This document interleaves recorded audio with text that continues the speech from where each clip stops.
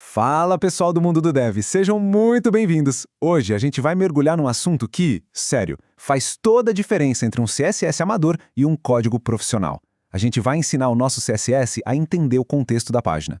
Bora dominar seletores de atributo e pseudoclasses estruturais para escrever um código muito mais limpo, muito mais inteligente. E ó, se esse tipo de conteúdo te ajuda a evoluir, já faz aquele combo completo. Deixa o like, se inscreve no canal e comenta aqui embaixo qual o próximo assunto que a gente deveria destrinchar por aqui. A participação de todo mundo é o que move a gente. Vamos direto ao ponto. Todo mundo que começa com CSS já passou por isso, né? A gente sai criando classes e IDs para absolutamente tudo. Só que chega uma hora que isso simplesmente não dá mais conta do recado. E se a gente pudesse estilizar um elemento pelo seu propósito, ou pela sua posição na página, sem ter que sujar o HTML com 1 milhão de classes? Pois é exatamente para isso que serve um CSS mais inteligente. E essa é a dor que todo desenvolvedor sente, uma hora ou outra. O HTML começa a ficar poluído com classes tipo destaque primeiro item ou link externo vermelho. Isso não só fica feio, como cria um código super frágil, difícil de dar manutenção.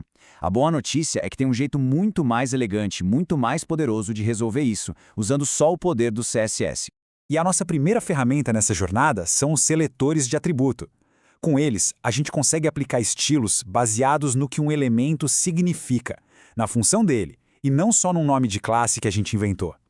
É o CSS lendo e entendendo de verdade o nosso HTML. A forma mais simples de começar é selecionar um elemento só pelo fato de ele ter um certo atributo. Não importa o valor, não importa nada. Se o atributo está lá, o estilo é aplicado. Isso é perfeito para estilizar elementos que têm uma função bem específica. E olha só como isso é simples e poderoso na prática. Com Input Placeholder, a gente está basicamente falando para o CSS. Ou CSS, aplique este estilo em qualquer input que tiver um atributo placeholder. O resultado? Só o campo que interessa é estilizado, sem classe nenhuma, só usando o contexto. Ok, mas e se a gente precisar ser mais específico? Bom, a gente pode selecionar um elemento que tem um atributo com um valor exato. Isso é útil demais para diferenciar elementos que parecem iguais, mas têm funções diferentes, como, por exemplo, links internos e externos. Isso aqui ilustra perfeitamente um caso de uso do dia a dia. Em vez de criar uma classe .link-externo, a gente simplesmente diz ao CSS para procurar a tag A, cujo href seja exatamente https://exemplo.com. Isso melhora a experiência do usuário porque sinaliza uma ação diferente de forma visual e automática. Agora o poder de verdade começa a aparecer. A gente pode buscar por partes de um valor. E para isso, temos 3 operadores muito poderosos. O acento circunflexo, o A para começa com, o asterisco, estrela para contém e o cifrão, o dólar para termina com. Pensa na flexibilidade que isso dá. A gente pode destacar todos os links externos que começam com HTTP ou encontrar qualquer link que leve para uma página de contato, não importa o resto da URL, ou ainda aplicar um ícone especial em todo link que aponta para um arquivo .pdf. É o CSS se adaptando dinamicamente ao conteúdo. Certo, mas e se o critério não for um atributo, e sim a posição do elemento na estrutura? É exatamente aqui que entram as pseudoclasses estruturais. Elas permitem criar padrões visuais e ritmo no layout só com base na ordem dos elementos, sem precisar de uma única classe no HTML. O mais simples de todos é o First Child.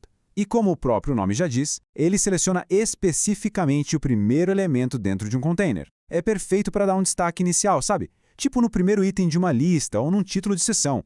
Olha como é direto ao ponto. O seletor li_first_child garante que, não importa quantas listas a gente tenha na página, o primeiro item de cada uma delas sempre vai estar em negrito. Simples, reutilizável e muito, muito limpo. E aqui que a coisa fica realmente interessante. O nfchild permite selecionar elementos com base em sua posição exata usando números, palavras-chave como odd para ímpar e even para par, ou até fórmulas matemáticas, como 2n mais 1. É um verdadeiro canivete suíço. O uso mais clássico e, convenhamos, mais eficaz do nfchild é o famoso efeito zebrado em listas e tabelas. Usar um li_nfchild even para aplicar um fundo em todas as linhas pares melhora drasticamente a leitura de dados. E tudo isso com uma única linha de CSS é sensacional. Mas agora, um aviso importante, uma distinção crucial. Existe uma armadilha muito comum que pega muitos desenvolvedores de surpresa quando usam seletores de posição, especialmente quando o conteúdo dentro de um container é misto, ou seja, tem vários tipos de tags. Fica a pergunta no ar. O que acontece se, no meio dos nossos itens de lista, alguém decide colocar um título ou uma imagem? O seletor nthchild conta todos os elementos sem distinção, e isso pode levar a um comportamento completamente inesperado e quebrar todo o nosso estilo. E aqui está o detalhe que evita muita dor de cabeça. O nthchild é literal. nthchild2 pergunta: o segundo filho dessa caixa é um parágrafo? Se não for, a regra falha. Simples assim. Já o nth of type é mais esperto. Ele primeiro encontra todos os parágrafos ali dentro e só então seleciona o segundo desse grupo específico. É por isso que ele é muito mais seguro e previsível para layouts do mundo real. O verdadeiro domínio, a maestria mesmo, vem quando a gente começa a combinar essas duas técnicas. A gente pode unir seletores de atributo com pseudoclasses estruturais para criar regras de estilo com uma precisão cirúrgica, super contextuais. Dá uma olhada nessa regra. Input required first of type. O que a gente está dizendo aqui é CSS. Encontre todos os inputs que tenham o atributo required. Beleza, achou? Agora, dentre eles, aplique uma borda vermelha apenas no primeiro que aparecer. Isso permite, por exemplo, destacar o primeiro campo obrigatório de um formulário de forma totalmente dinâmica. No fim das contas, o uso consciente dessas ferramentas é o que realmente eleva a qualidade do código. A gente sai de um CSS reativo, meio bagunçado, para um código proativo, limpo e que se adapta de forma inteligente à estrutura do documento. Então, para a gente resumir, as diretrizes são claras. A gente precisa estilizar algo com base no significado, seletores de atributo. É um padrão visual que se repete, pseudoclasses estruturais. E a regra de ouro: se a lista tem elementos misturados, prefira sempre o nth of type para evitar surpresas. A chave é escrever um CSS que não quebre se alguém decidir adicionar uma div a mais no futuro. E é com essa reflexão que a gente fecha o conteúdo de hoje. Dominar esses seletores não é sobre decorar truques de CSS. É sobre uma mudança de mentalidade. É o que diferencia quem só colore páginas de quem realmente constrói interfaces robustas, sustentáveis e, acima de tudo, inteligentes. Para quem quiser mergulhar ainda mais fundo e dominar de vez essas e outras técnicas avançadas, eu criei o curso CSS na Prática, do primeiro estilo à interface completa. É um conteúdo super completo e o apoio de quem adquire nos ajuda demais a manter o canal crescendo. O link está aqui na tela para quem tiver interesse.